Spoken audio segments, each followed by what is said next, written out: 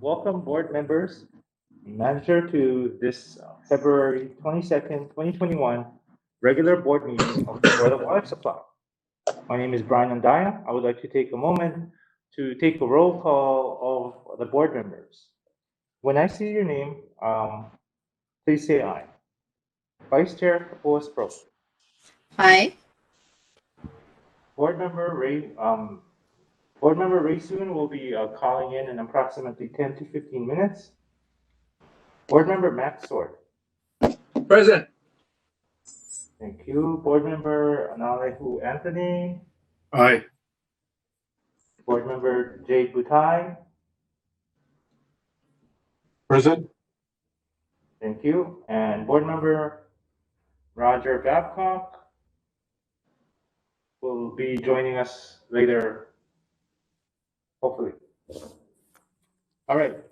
Members who are calling in or on video conference, please mute your microphone when you're not speaking. If you have a question, enter or want to make a comment or anything like that, please unmute your microphone and identify yourself before continuing to speak. I have gotten better at recognizing your respective voices, but for the record, it would be better if you, like if you were to do a second or you make a motion, it would be great if you could state your name. Also in the room with us today are Manager Ernest Lau, Board Secretary Joy Cruz Ashu, and Information Specialist Stephen Nordstrom. We also have present here who will be giving us on the agenda today, Mr. Joe Cooper, also present here in the room. We also have Jessica Wong from the City and County Corporation Council. I believe Mr. Jeff Lau will be joining shortly. Chair, he's on. Oh, I thank you, Jeff Lau. Welcome from Corporation Council as well. Chair, Roger Babcock just joined us. Oh, and we also have now Board Member Roger Babcock. If you could acknowledge Mr. Member Babcock. Yes, present. Good afternoon. Thank you, thank you. All right, so before beginning today's meeting, I would like to state that the board is dedicated to providing safe, dependable, and affordable supply of water now and into the future. Pursuant to the applicable proclamations, we do have, by the governor and mayor, we do have the following procedures in effect. Board members are participating from remote locations via WebEx. They have verbally confirmed their presence as noted. Testimony can be submitted as follows. Written testimony can be emailed to board@hbws.org. Again, that's board@hbws.org, or it can be faxed to 808-748-5079. Testimony was due at noon today, but we will still accept any testimony that comes in. Testimony can also be mailed to Board of Water Supply at 630 South Beretania Street, Honolulu, Hawaii 96843. Online testimony is being accepted at boardofwatersupply.com/testimony. Again, that website is boardofwatersupply spelled out .com/testimony. Telephone testimony will be accepted during this meeting. The number to call is 808-748-6040. Again, that number is 748-6040. Callers will be placed in a queue and brought up to testify one at a time.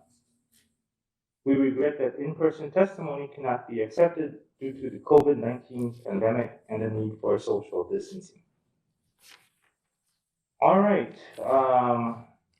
Meeting materials today are available on our website at www.boardofwatersupply.com/board meetings.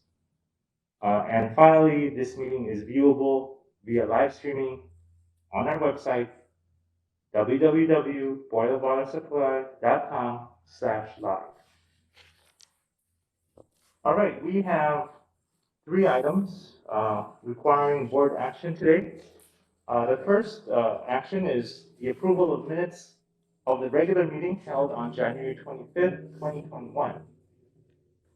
Members, may I entertain a motion to accept the minutes? So move. Second.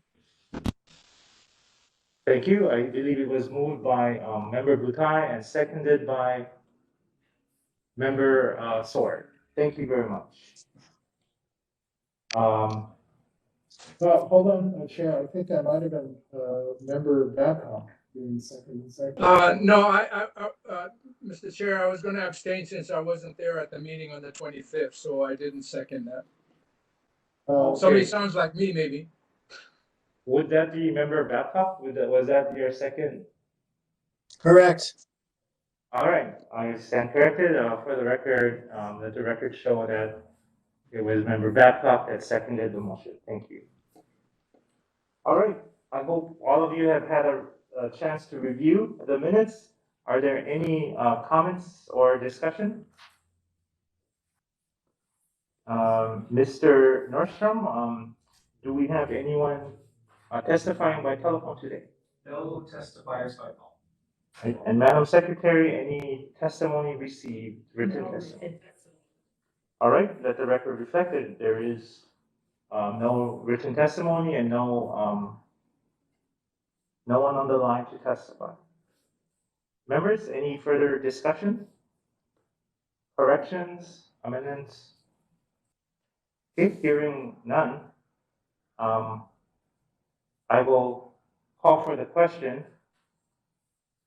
And I think for this one, I'll just do a voice, and just please say aye, and then I'll have the nays if there are any, and then we can establish a record through that process. All right, members, all those in favor of approving the minutes of January 25th, 2021, say aye. Aye. Aye. I'll be abstaining, Mr. Chair, since I wasn't there. Thank you. It's noted, Member Sword is abstaining from this vote. Are there any nays? Do I hear any nays to this motion? Okay, let the record reflect there were no nays, and all ayes except for Board Member Sword, who is abstaining. All right, this motion passes. We are accepting the minutes of the meeting held January 25th, 2021. All right, item number 2 is the adoption of resolution numbers 920/2021, and this is adopting the long-range financial plan update of 2021 of the Honolulu Board of Water Supply. Manager Lau, this is was discussed in the last Yes. meeting It was. extensively, and so we allowed a month for everyone to review it. And is this the motion? Yes, Chair, we distributed the draft report about 3 weeks ago to all the board members, and to date, I haven't received any questions or comments for that, on the update to our long-range financial plan. We have Mr. Joe Cooper, our Waterworks Controller, to present the report. And we have Mr. David Ebersol from CDM Smith standing by via WebEx if there are any questions or comments from the board. All right, thank you very much. Members, I'd like to get a motion on the floor, and then we can open it up for discussion. Do I have a motion to accept the adoption of A participant has joined the meeting. So moved. Second. Okay, it's been moved by a member Sword and seconded by member Butai to accept this resolution. Before any discussion, Chair recognizes Mr. Joe Cooper. Good afternoon. The long-range financial plan was first adopted in 2018, and part of that was a 30-year time horizon. It planned for 6 major events that could financially impact the Board of Water Supply.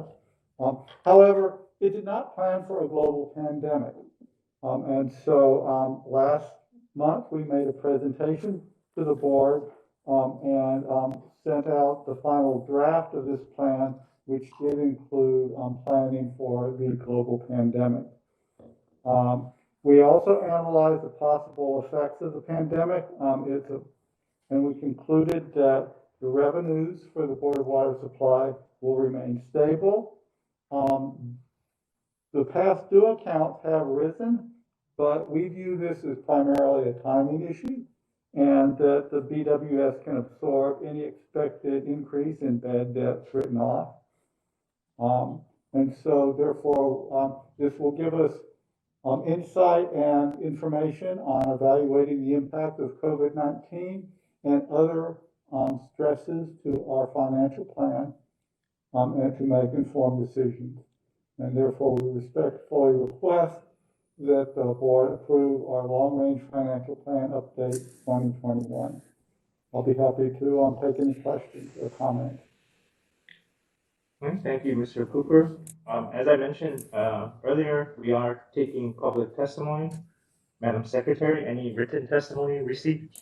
No written testimony, Chair. Okay, let the record reflect that there is no written testimony submitted. Mr. Nordstrom, anyone standing by to present testimony? No testimony, no votes. Okay, let the record reflect that we have not received any testimony by telephone as well. I will therefore be closing public testimony on this item. Members, any discussion on this item? Hearing no discussion, Madam Secretary, can I ask for a roll call vote on this item? Sure.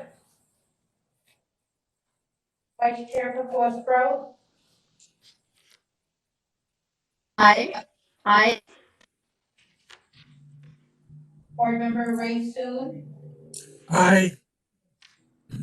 Board Member Max Sword. Aye. Board Member Nalegua Anthony. Aye. Board Member Jay Butai. Aye. Board Member Roger Babcock. Aye. And Chair Brian Adiva. Aye. Chair passes, motion passes with 7 ayes. Thank you, Madam Secretary. All right, the next item, item number 3 is resolution number 921, 2021, authorizing up to $200 million of principal amount of Series 2021 bonds. Members, may I have a motion to accept resolution number 921, authorizing these bonds? So moved. Second, this is Kapua. Okay, the motion was made by, I believe, Max? Member Sword and seconded by Vice Chair Sproul. Again, this motion is to accept resolution number 921, 2021, authorizing up to $200 million principal amount of Series 2021 bonds. As I mentioned, public testimony is being accepted. Madam Secretary, any written testimony received? No, Chair, no written testimony. Okay, let the record reflect there is no written testimony submitted. Mr. Nordstrom, is there anyone on the line to testify? No Nobody in the plan. Okay, so we do not have any call-in testimony as well. Let the record reflect. Manager Lau, any further comments on this resolution? Thank you, Chair. If our board secretary could bring up the report and the resolution. And I'll ask the Waterworks controller to provide a brief overview of what we plan to do. Board members, please mute your mics if you're not speaking.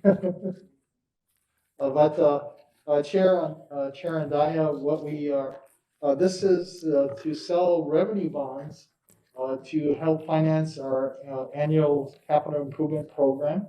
And we've done an analysis a few years ago to determine what is the most cost-effective way of doing it, because we're looking at financing our CIP, our projects, through a mixture of cash from operating revenue, or also floating bonds, and basically borrowing money to help finance the capital improvement program budget.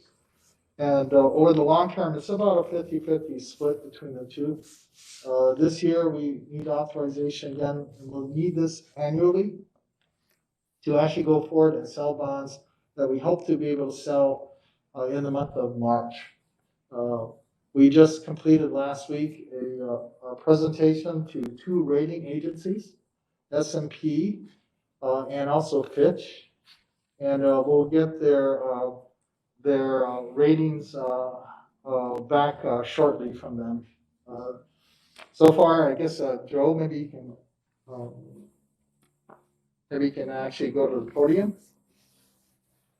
Joe, I guess we're hearing some initial indications from one of the rating agencies, but it's not official yet. But it seems quite positive. Joe, you want to explain? So, well, yeah, we're in the process of, yes, evaluating the ratings and the rating agencies. We're very confident that they will affirm our ratings from last year, and that was a AA plus from Fitch and a AAA from S&P. Of course, we don't know what the ratings are for this year, but we are confident that from our presentation that we are still in very strong financial position to issue these bonds. Thank you, Joe. And I think what we're looking at is close to $61 million in new money to help finance the bond project. That's correct, 61. And of course, we are also looking at refunding some current bonds in the 2012 and 2014 series. The exact number of those bonds will be determined on pricing when we do pricing in the middle of March. And it will depend on the interest rate at that time. Although interest rates have been fluctuating slightly recently, it is still a very favorable interest rate environment for us to issue bonds and to go to market. Yeah, thank you, Joe. Chair, so the authorization here is up to $200 million. That could be a combination of new bonds being sold and also the refunding or refinancing existing bond debt to create interest savings. There is a potential depending on the market at the time we go to sale. We're hopeful that we'll be successful, and I just want to recognize Joe Cooper, our Waterworks controller, and also the BWS team, which consisted of Barry Usagawa and also Kathleen Pahinui and Ellen Kitamura, the deputy manager and chief engineer, and also all the staff from the BWS have contributed information that's been needed to put together the preliminary official statement that's required to sell the bonds. And also, we've had an excellent team effort with the Department of Budget and Fiscal Services under Andrew Kawano. He's the head director of BFS, and his team there have been very supportive.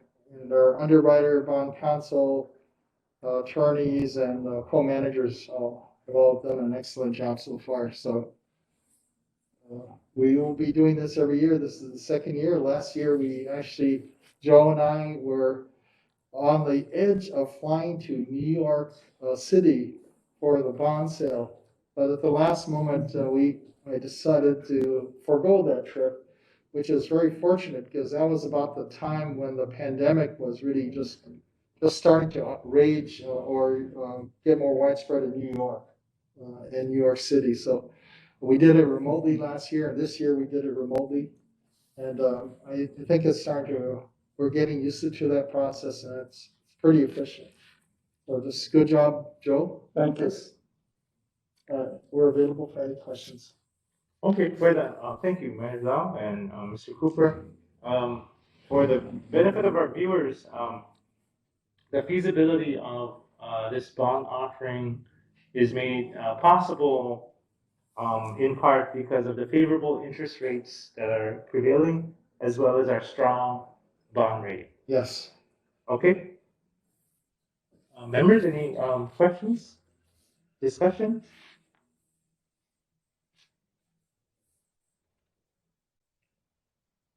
Chair, Yes. yeah, I think going to the market, I mean, with the low interest rate, I think is a low hanging fruit. But how much is our outstanding outstanding bonds right now? Joe? We have about $250 million outstanding.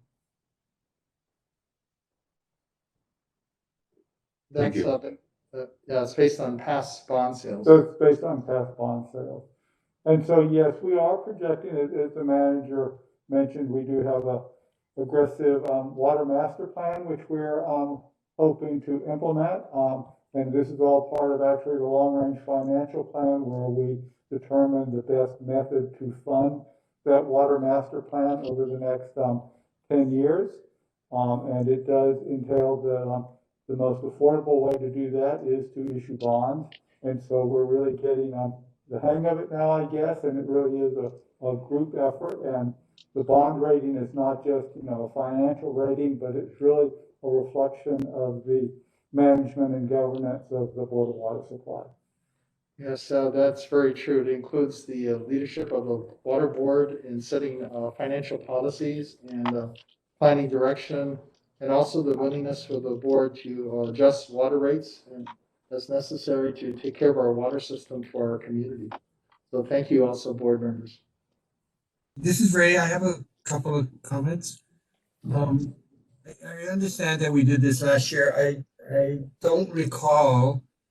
I'm sure you guys did because Joe's pretty on top of it, but I don't recall how much we saved by refinancing bonds last year. It looks like if 61 million is new money, then 139 million is going to go towards refinancing some old bonds.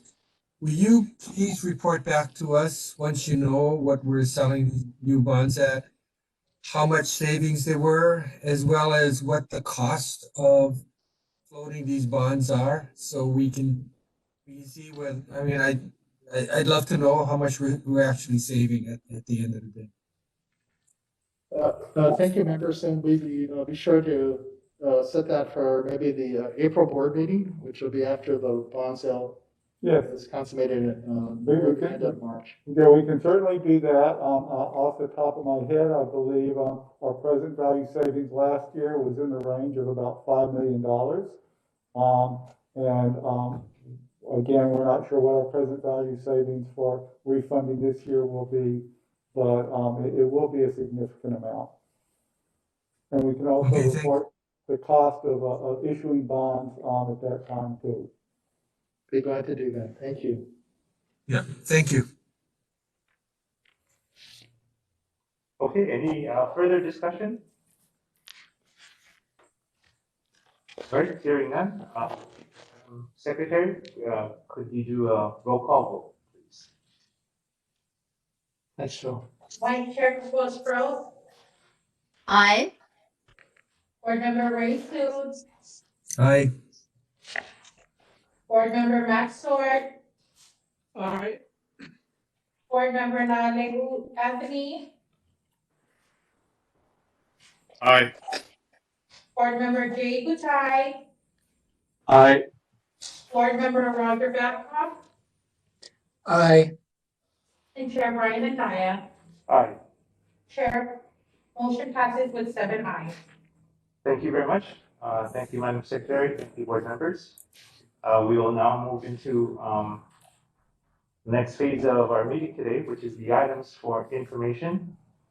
First item for information is a Capital Improvement Program, or CIP, quarterly update. Good afternoon, Chair Antaya, board members, near and afar. This is the quarterly update for the capital improvement program. These are the numbers. So during the second quarter of fiscal year 21, $2.1 million in contracts were awarded, and those are 5 different contracts. During the same period, no contracts were completed or closed. And this following report is the detail on that. So there's the 5 contracts that were awarded. What we wanted to do today was provide you with some context for these numbers. So here on that first chart of numbers, you see the awards and contract numbers by quarter. And the question always is, how are we progressing in the budget overall? So this is the cumulative percent budget execution by quarter. You can see on the very bottom is the FY21, so the current fiscal year. And we are down at the very bottom of the second quarter budget execution. So we've only executed 2% of the budget by the end of the second quarter of fiscal year 21, which ended December 31st, 2020. And before I go on, let me mention that this is for all divisions, not just capital projects. Now you'll notice that, yes, we are below budget execution for previous fiscal years, but also very close to where we have been recently, because those last 3 bars, which one is behind the other, are FY 19 and 20. The 19, 20, and 21 all started very slowly. Part of it has to do with the size of the budget. Oh, and before we go on, let me point out that if you look at the very end, the 4th quarter, because the question is always whether we're going to get to the end of the budget cycle and be able to encumber the funds that were appropriated. You can see the history of the 4th you can see the history of the fiscal year at the end there. This is the last quarter would represent the cumulative total. So these are the numbers of the percent budget execution of the fiscal year in total. These numbers vary, although they, at this point, average to 100%. So there's been years that have been more, years that have been less.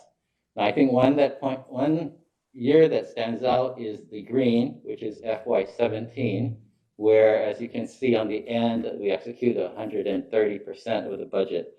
Part of that is because of the size of the budget in FY17, which was down at 50 million.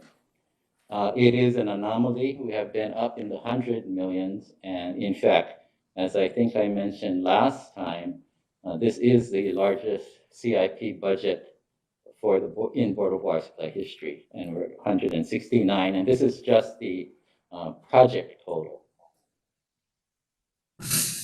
The other numbers shown on the chart are the ongoing projects, so the number of design and construction projects and the dollars that are appropriated or encumbered for those contracts. This is a graph of those numbers over time. As you can imagine, as the CIP increases over time, so do the number of projects. So the active projects in dollars has increased, so work in progress is now up at about $440 million and has been rising ever since, so it's that FY18. This is the same numbers, but this is by counts of contracts. And so, yes, also the numbers keep increasing. Now, what we also want to share with the board was that, these are the numbers, but these actually do represent real work that's being done on the water infrastructure. Of course, pipelines are our big project category. This is the Ala Aulani project, just a couple of shots from the project. This is a $6 million pipeline replacement ongoing right now in Wanalua Valley. Another big project we've been ongoing for a number of years is the $15 million renovation of the Kalihi Pump Station. This is on the corner of Hoftailing and King Street, and is one of our oldest stations, constructed in 1927. We've also been working on a number of emergency generator projects. Here at Beretania, we're just about done with our Beretania emergency generator system. This was a $8 million project. Will power not only the pump station, but also the engineering building and the emergency operations center for the department. The other picture is the emergency generator that we installed at the Kalihi Corporation Yard. This project is actually permanent emergency generators at 3 locations: Kalihi Yard, Kalihi Shaft, Palava Shaft, and Kunia Wells 1. And so these are strategic locations. These are a $9 million project for all 3 of the generators. And the one at the Kalihi Shaft will also power the yard during a time of power outage. This is, the one on the left is a 1.5 megawatt emergency generator here at Beretania. The one at Kalihi is a 1 megawatt. And that's about all I had for you this afternoon. I'd be happy to answer any questions you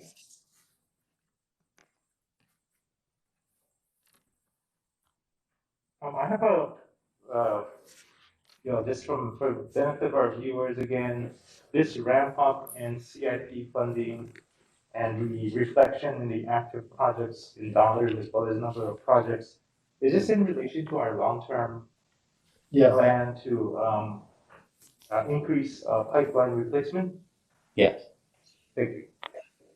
Yes, wrapping up over 10 to 12 years to 21 miles being replaced each year.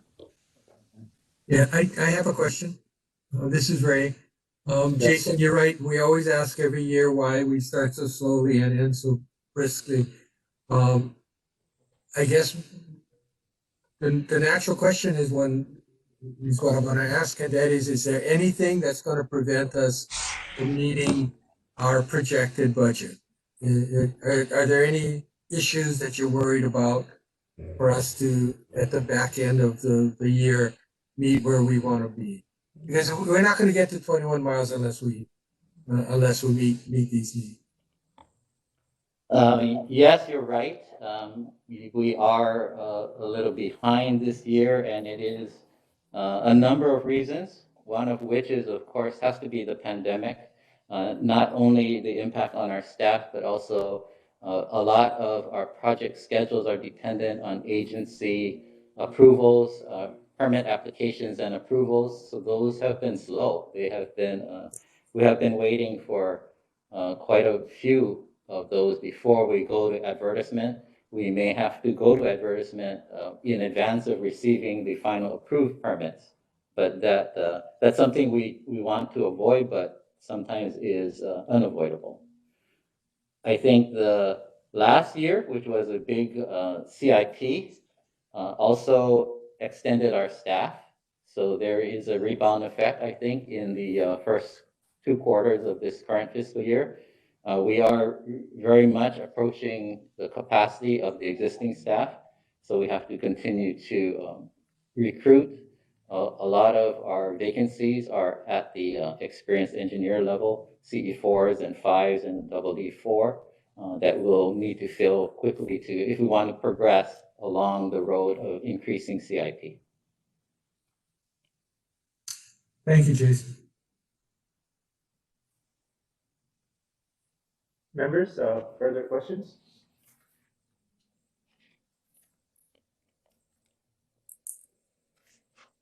Okay, hearing none, Mr. Takashi, thank you. Okay, thank you for your time.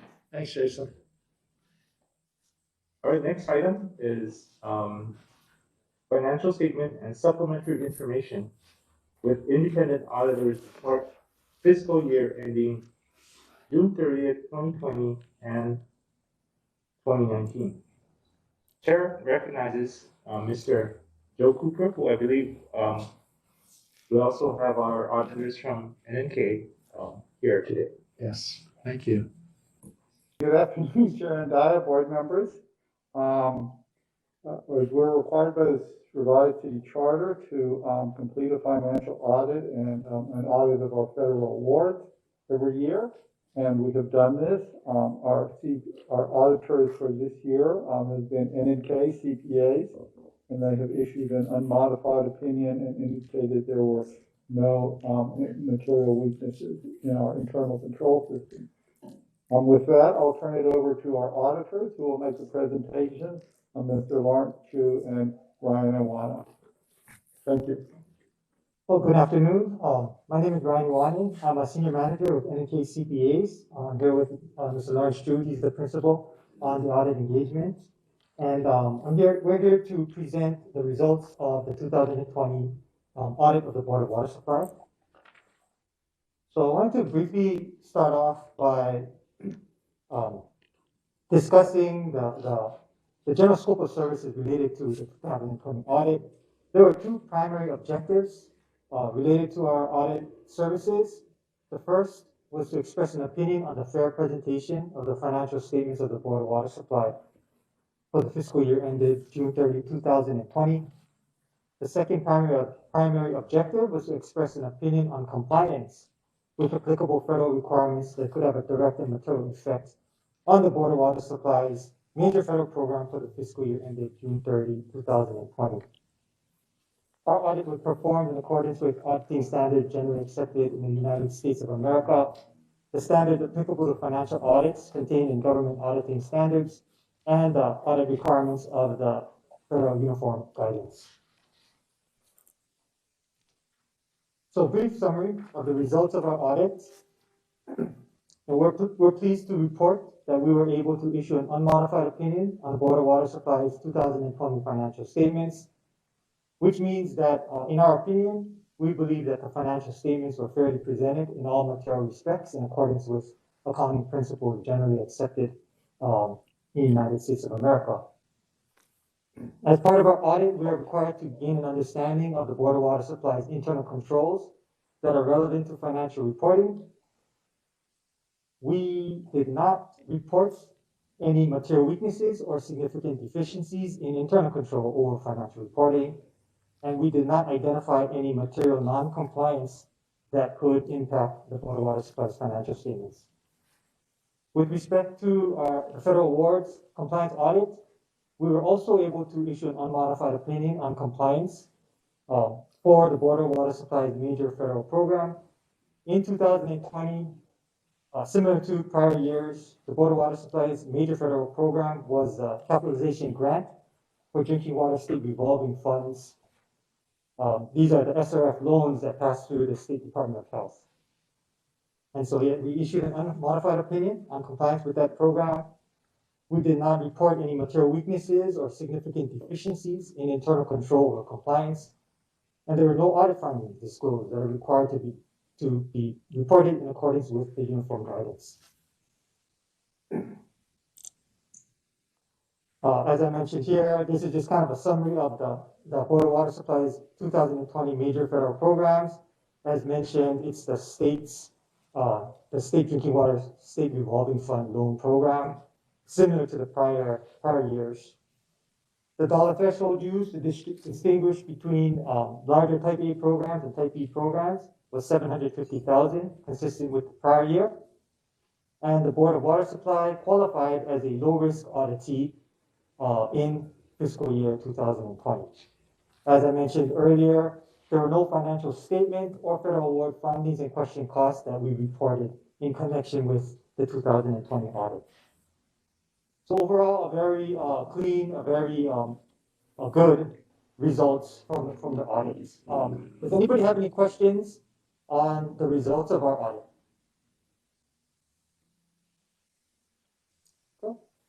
The last thing I want to cover briefly is the information that auditors are required to communicate with those charged with governance at the conclusion of each audit. We provided this required information in written form a little while back. So I know you guys are all kind of familiar with the information that we generally communicate at the end of the audit. I'm just going to kind of briefly go over some of the discussion points that are included in this letter. Starting at the top there, we discussed our views about the Board of Water Supply's significant accounting policies, sensitive accounting estimates, and financial statement disclosures. In 2020, there were no major new accounting pronouncements that the Board of Water Supply needed to implement, and therefore there were no significant changes to accounting policies, no real significant changes to the accounting estimates used by management in preparing the financial statements, nor were there any significant changes to the financial statement disclosures. So very status quo as far as 2020 presentation. There were no significant difficulties that were encountered during the audit. There were no disagreements with management regarding any financial accounting, reporting, or auditing matters that arose during the course of the audit. And lastly, none of the misstatements that we detected as a result of our audit procedures were considered material, either individually or in the aggregate, to the Board of Water Supply's financial statements taken as a whole. So, like I mentioned earlier, we issued an unmodified opinion. We didn't report any no reportable internal control or compliance findings. And so, generally that's going to result in a communication letter that is very boilerplate, which is a good thing. I think it's definitely a reflection on the manager and Joe and their team as far as preparing for the audit during the course of 2020, and of course during the actual field work. And so, yeah, we really didn't have anything out of the ordinary to communicate in this letter. Does anybody have any questions on the required communication that I just went over just now? Members, any questions for our auditors?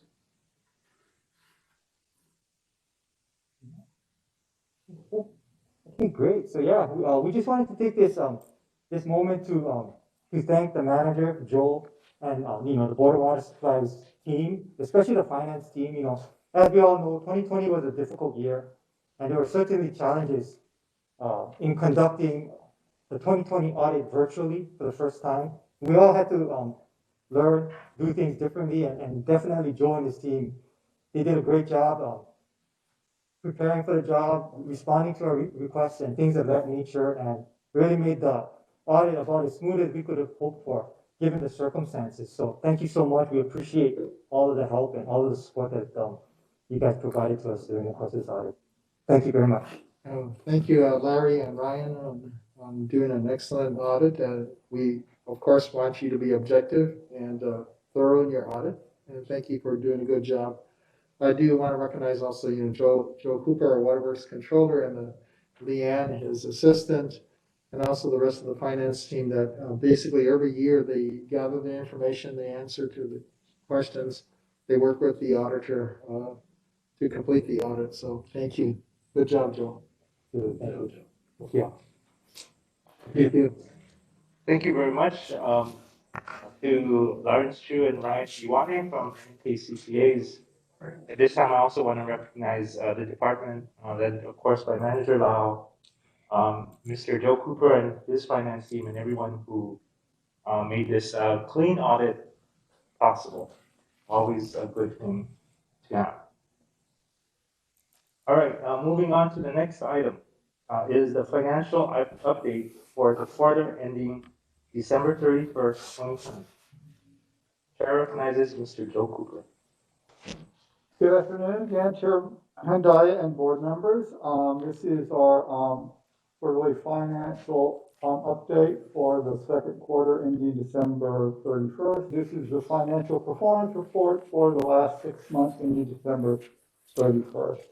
Our actual revenues were $129.7 million, which exceeded our budget of by about $7 million. or about 6% over budget. And this is attributable, this is about $4 million more than we received last year, and is attributable to our rate increase. And also, residential consumption was up somewhat last year too. And those are the two major factors that contributed to our increase in revenue.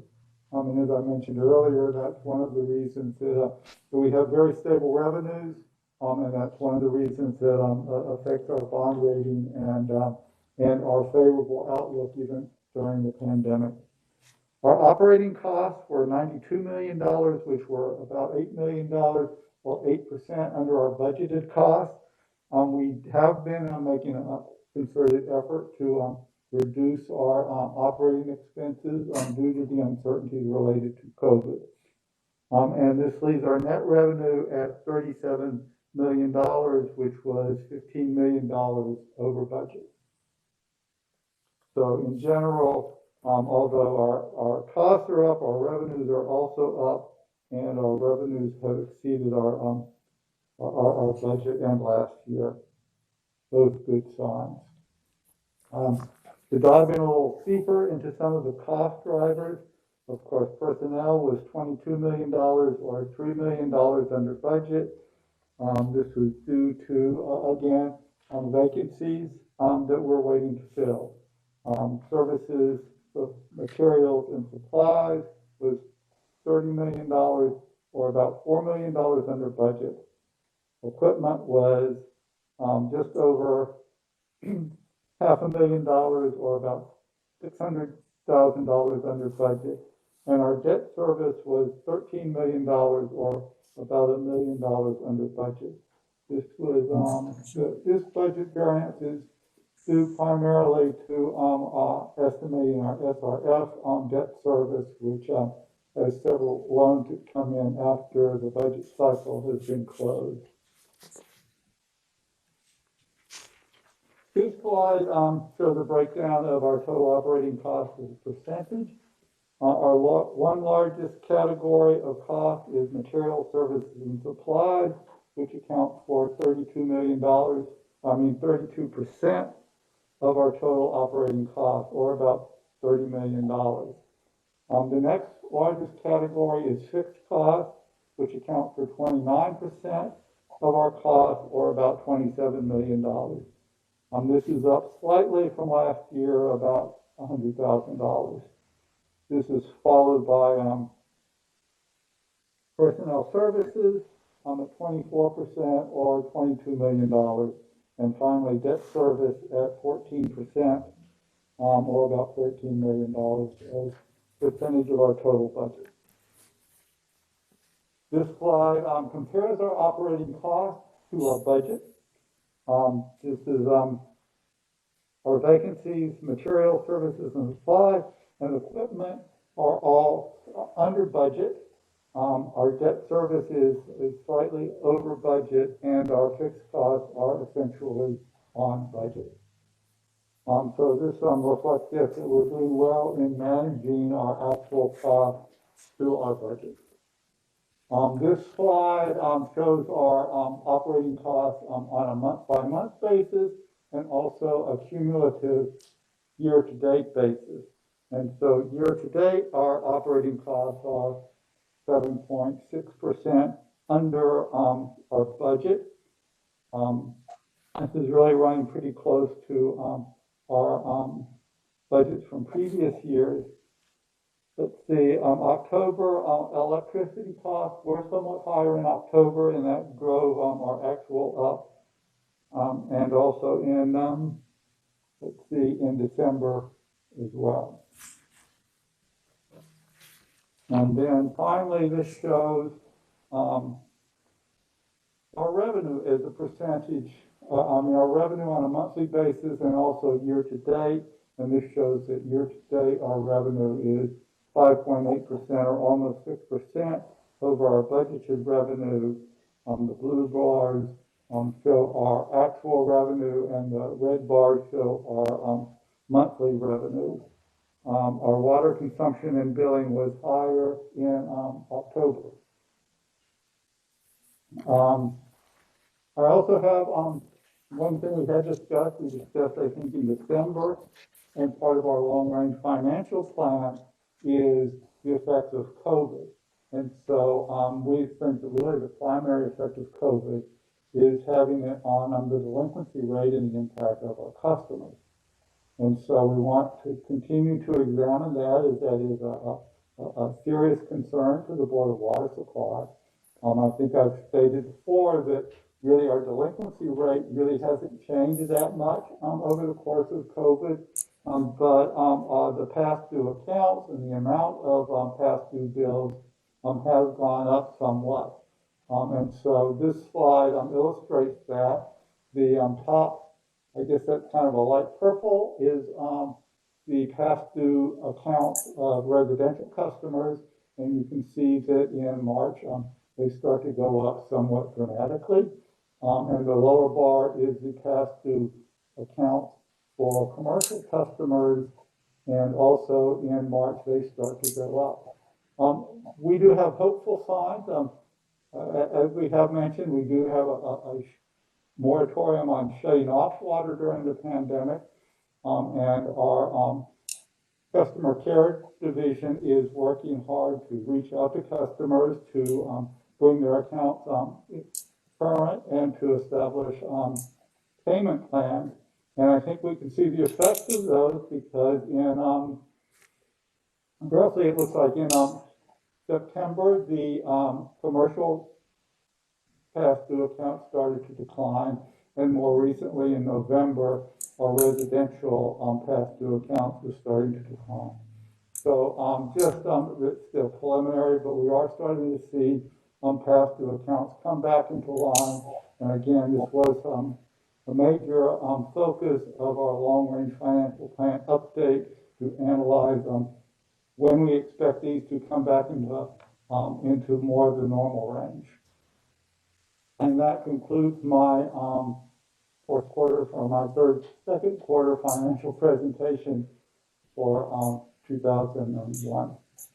Are there any questions or comments? Members, any questions for Fiscal?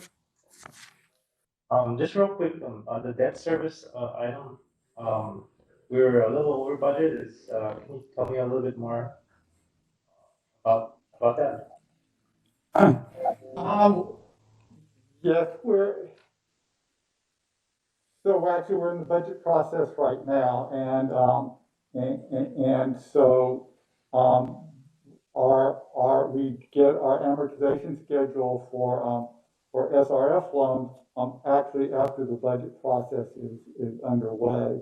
So we're not able to completely estimate or accurately estimate some of those debt service schedules because we haven't even finished drawing on the loans yet. And so that throws us, so it makes it kind of an estimate of what that will be. Okay. This is Ray. I say this all the time, and I gotta continue to say it because it really troubles me. But our net revenues are going up. We're not a private company. We're public service, which is the fact of the matter is we're not developing the projects fast enough. I thought Jason was right on spot when he talked about a big problem being that we're not recruiting the staffing we need. If we don't have staffs, we can't put out projects. We can't meet our expenditure budgeted levels. We got to do that. We got to figure out a way, Ernie, to solve the problem of shortages on engineers. If we don't, we raised the water rates for nothing. We didn't. We raised the water rates in order to meet the projected expenditures so that we could improve the provision of water. So we just got to solve that problem. Seeing the net revenues increase might sound good to a private company, but it doesn't sound good to me on the public side. We're just not in the business of accumulating funding. Thank you, Board Member Soon, and I think Joe, the challenges of filling our engineering vacancies is still a big challenge, and it's a challenge that many government and private entities are facing. We continue to aggressively pursue filling those vacancies in our capital projects division. But at the end of last year too, we started to see a large number of retirements. So we've had some retirements in the capital projects division of the more senior people that we're trying to fill. But that's not any excuses, board member Soon. We are aggressively trying to fill those vacancies, but so is everybody else. We're facing the similar challenges. One of the things on the net revenue is this year, because of the pandemic, I deliberately asked the divisions and programs to restrict their budgets to actually try to reduce spending just in case we saw an impact of the pandemic on our revenue stream. So that was a deliberate effort, and that was an effort to restrict our budget as a precaution on the items that were more discretionary. So materials, different contracts internally that we wanted to move forward, we started to restrict those things. But given the update in the long-range financial plan, it looks like we are going to go into FY22 with a little more assurance that this delinquencies will slowly get better and that the economy will slowly recover. However, we're just being cautious. So yeah, I hear what you're saying. We are executing about 92% of our operating budget. Last year we saw revenues increase, fortunately, because last year for about a 6 or 8 month period, it was extremely dry, below normal rainfall. So when the weather is very dry, we see increased water usage. So that actually was positive, that it helped to offset the reduction in revenue and delinquencies from the pandemic's effects. So although on the commercial sector we saw usage drop pretty markedly at the time of starting in March of last year, we actually saw the usage shift to the residential sector, our residential customers, and because of the dry weather conditions and people at home, we actually saw usage increase to offset the drop in revenue in the commercial sector. So yeah, we're showing a bigger 8% difference net revenue here at this point, but it's also as a precautionary measure to anticipate the potential effects of the pandemic on our revenues. So yeah, Ray, I'm with you. I wish I could hire a lot of engineers and technicians and inspectors, but it is a challenge that we're facing, and we are working hard to try to recruit. One of the things that we have to compete with is that we are structured in a civil service system, so we have to go through the process, and also other government agencies are also in the same kind of boat as us right now, trying to find the technical staff. Some of the things we've done actually is to reach out and work with different schools, like the Engineering Academy of Engineering at Waipahu High School, and actually start a little earlier. And when the students are still in high school, they get them exposed to STEM careers.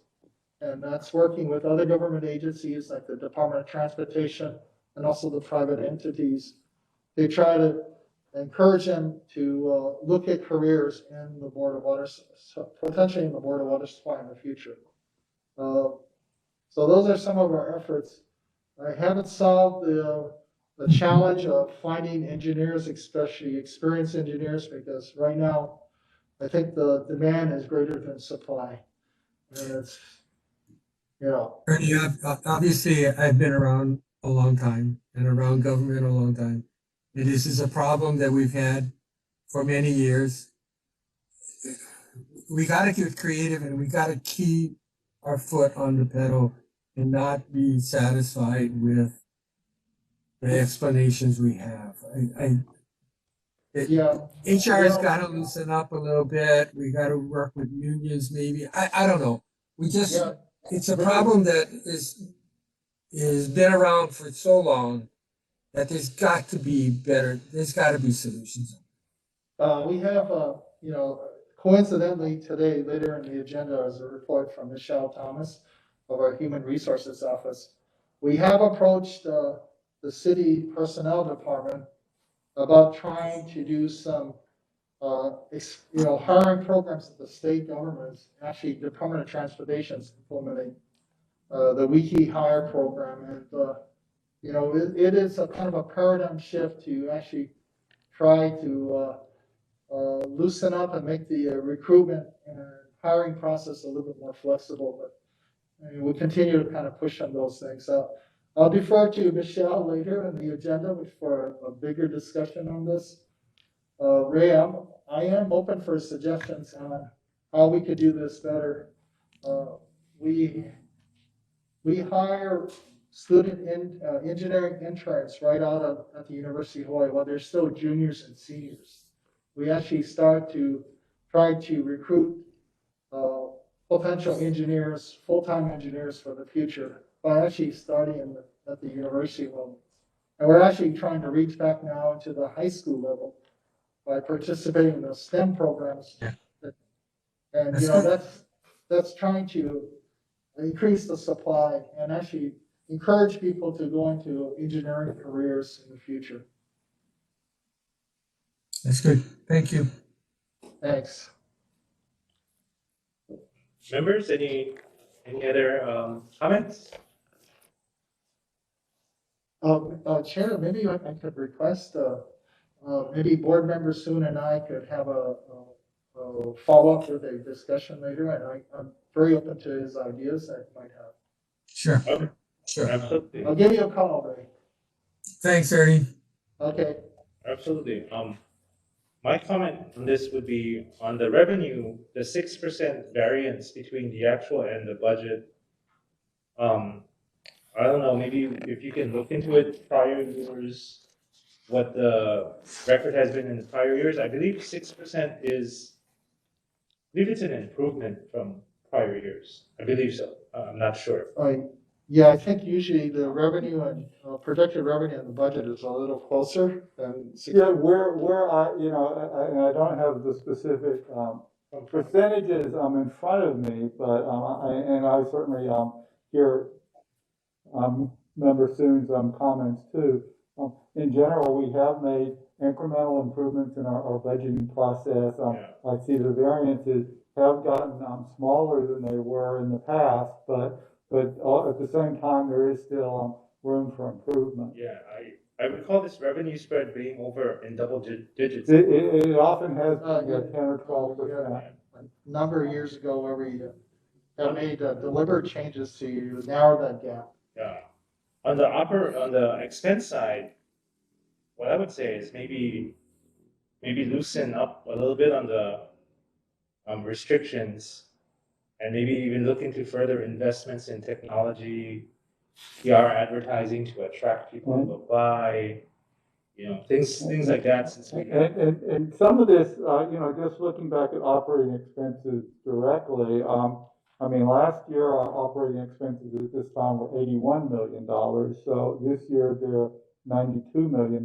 So our operating expenses certainly have gone up. The fact that we were able to budget an increase, I mean, we did budget a little too much of an increase, but I think that was because of the effects of the pandemic. We started to tighten our belt mid-year a little bit, but I think that operating expenses are going up. Revenue has gone up slightly, but yes, we are working on that. But it is something that we want to. As a finance person, it's kind of just we manage to the budget, and we'd like to be on the budget and not have any variance. We just to add to what Joe is saying is we want to try to be practical and realistic in our estimates of the revenue and revenue requirements. We also, it's kind of a catch-22. I know and I appreciate the board's support in adopting an operating budget and a CIP each year. Really appreciate that. We try to be as close as we can get between the projected revenue that we will get and the amount of expenses that we incur. But I also don't want to disincentivize my staff to just go out and because it's budgeted, just expend the funds. Still to think carefully about how they spend every dollar that we have each year to make sure we're being wise stewards with the money.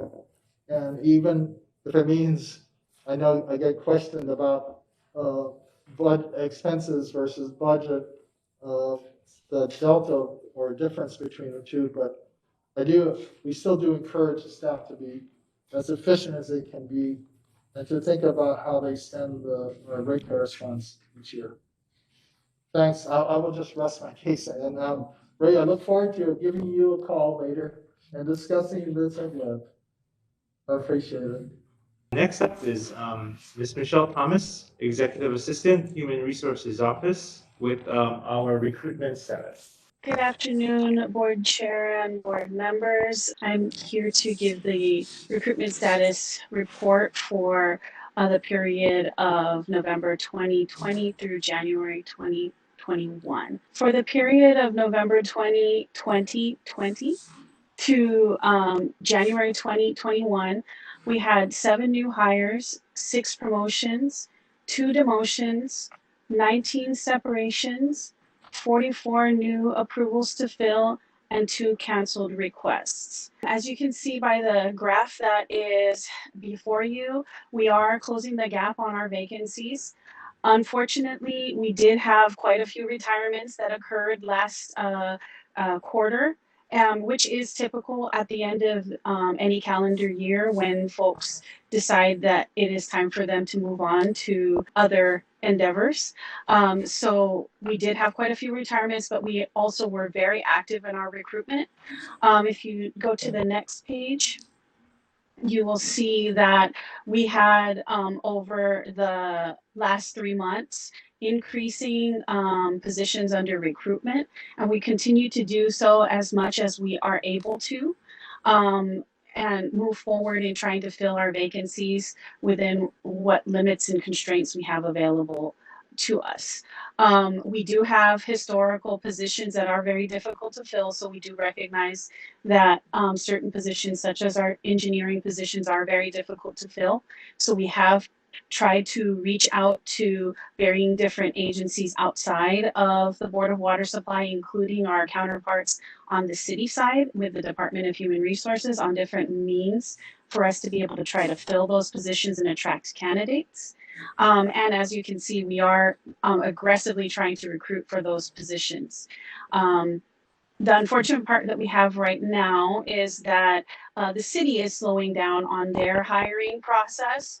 And so we are trying to make sure that we temper our aggressiveness with our recruitment with the recognition of the constraints that are being placed on the city side. But we do, with the support of the manager's office, pursue as much recruitment as we can to fill these positions. That's my report for today. Is there any questions? Members, any questions? Michelle, can you explain that last paragraph of what you said better or more extensively? What's happening at the city that makes it difficult for us to recruit? The city recently indicated that they are slowing down their recruitment efforts because of their budget constraints.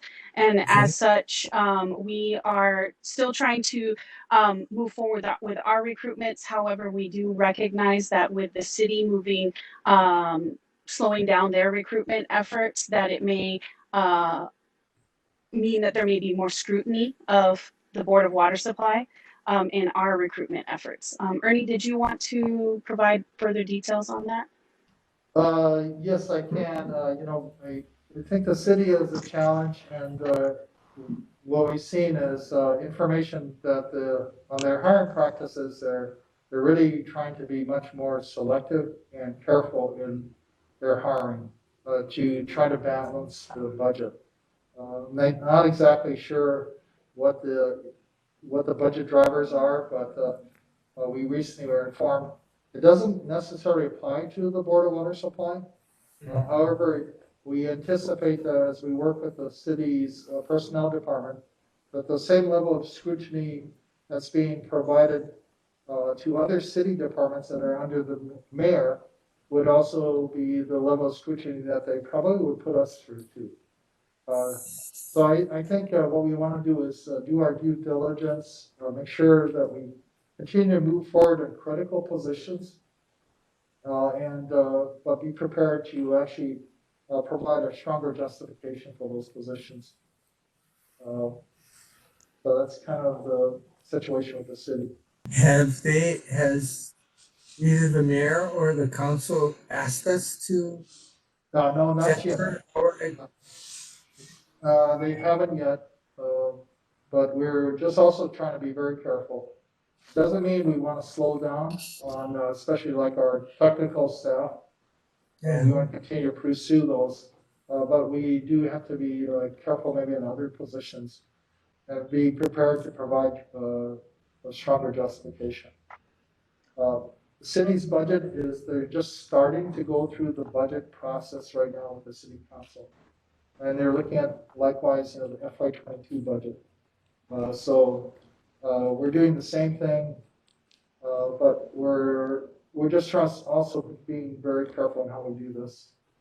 However, Ray, if you have suggestions on how we can expedite and find a pool of engineers out there, but and be able to attract them.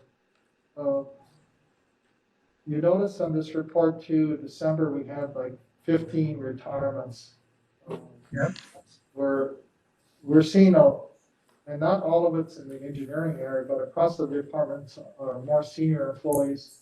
There was a pretty good out-migration of people ending last year. I think some of this is also the pandemic. Concerns about health or the stresses and pressures of the pandemic on each person's life. So some people are just saying they just want to go to retirement.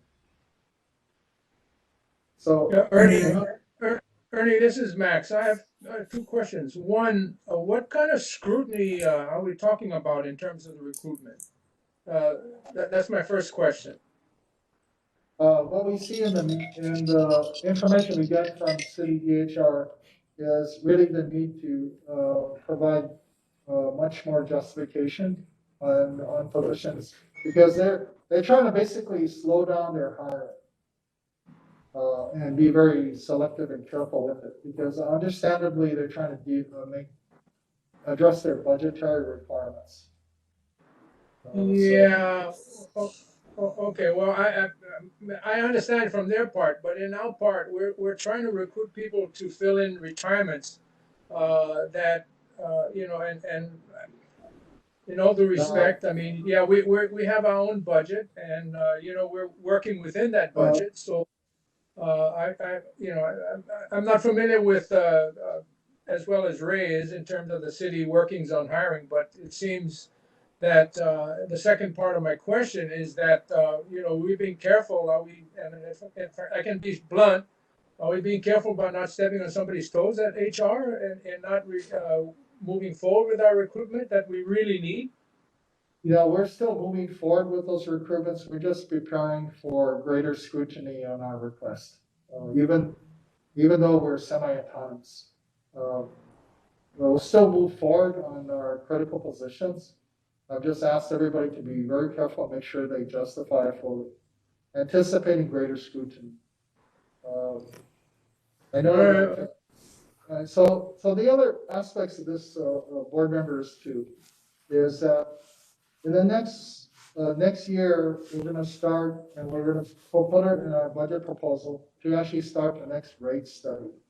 The next set of water rates go for another 5-year period from 2024 and on. Because the current rates and I thank the board for adopting, run basically the last rate increases in 2023, fiscal year 2023. So we're preparing for the next rate increase. So efforts that we can do, this is my perspective, if the board wishes otherwise, is that if we can manage cost still provide the services, no deterioration of services, still try to fill the critical positions, but really look to managing our costs for our operations, and still get our CIP out. The basis of our revenue requirements for the next rate increase, maybe we can moderate it so that the rate increases will be more moderate. Because we see that our customers some of them are really struggling just to pay their bills. And the delinquencies, although it's coming down, it's still pretty high. That we want to make sure that you help with people's lives until they kind of recover from this pandemic. That we should look at maybe really moderate increases for the next set of rates, if we can manage our costs. But it's a delicate balance, because we want to still provide, be able to accomplish our mission of service. I just want to be careful going forward. And filling positions, we'll continue to do that, but we know that the process is going to get much greater scrutiny. We anticipate that as we go forward. Ernie, Joe just reported that we have a $15 million net revenue increase collection. Are you really serious that we have to be worried about the appearance of spending money? I'd be more concerned about the appearance of hoarding money. We're not hoarding money. We carry over some that's within the board's policies on working capital. But I just want to. I'm not concerned about. What I'm concerned about is hiring people to drive our plan to get to 21 miles of pipe laid. Those are good plans. Yeah, but if you don't have the personnel to do them, I agree, Board Member Soon. I agree that we need to hire and we need to fill these positions as soon as we can.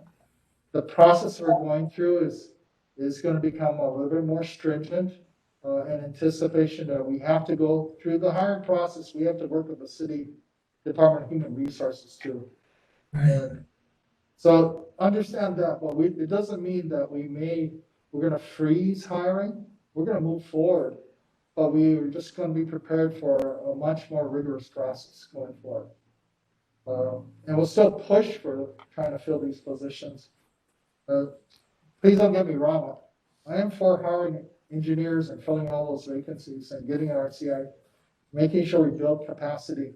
And that's what we've been doing over the years since the development of the Water Master Plan, knowing that for the implementation, we have to expand capacity. And yeah, unfortunately, that there's still a lot of vacancies and turnover there.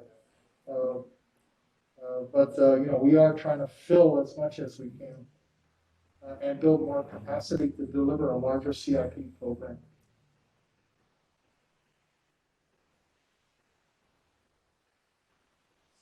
Okay. Members, anything further? I think what I'm hearing, the manager is saying that we will continue to aggressively pursue all of the 741 positions to get to 741. We're going to do as much as we can, but I think there is some forecast or some anticipation that we may have to adjust a little bit in terms of making sure we justify the positions. I think that's what I'm hearing. That is correct. Yeah, and we're going to continue with our pursuing our 21 miles of pipeline replacement. We're going to continue all those, and I think that's what I'm hearing. That is correct, but we also want to be careful with our expenditures and just watch our unnecessary expenditures, making sure that we are very careful with the money we're spending. Okay. But at the same time, I think the board is saying that we have to make sure that we pursue all of the projects, yes, everything that we budget for. I hear that loud and clear. Okay. All right, thank you. Thank you, Ms. Thomas. Next up is Barry Usagawa, Program Administrator, Water Resources Division, with the status update of groundwater levels at all index stations. Well, Mr. Chair and board members, Barry Usagawa. There was one aquifer index station in low groundwater condition for January. It's still Punalulu in caution, but water levels are increasing.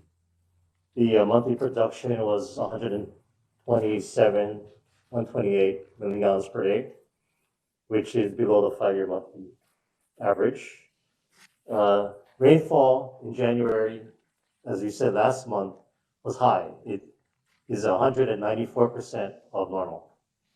So we got a lot of rain in January, we needed it. The 5-month moving average is still 83%, so we're moving in the right direction, not quite at normal yet. There's still some areas that the oil drop monitor is showing as normally dry on the leeward from Pearl Harbor to Kayana. And no change on the National Weather Service forecasts for above normal rainfall through July. And I'd like to show you some of the, if I can. Tamaki has recovered the 24 feet. Grand Canyon, Kali, they're all actually pretty high.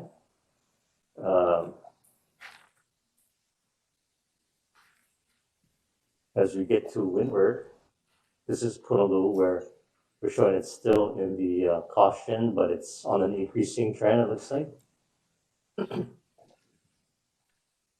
Wahe Tunnel went below critical back in September or so, but it has recovered. I wanted to show you the rainfall forecast. So here is the index. So the red line is the normal rainfall. 5-month moving average is about 83%. Well, yeah, we had a big, lot of rain in January. Let's see what happens in February, but we want the 5-month moving average to get up to normal, like it was in the early part of 2020. And getting to the production, the gray squares are the 5-year monthly average. The blue is 2020, so you can see the drop that you're discussing from the pandemic in April and May and April. But because of the drought that we had, water production was hit the 5-month moving average.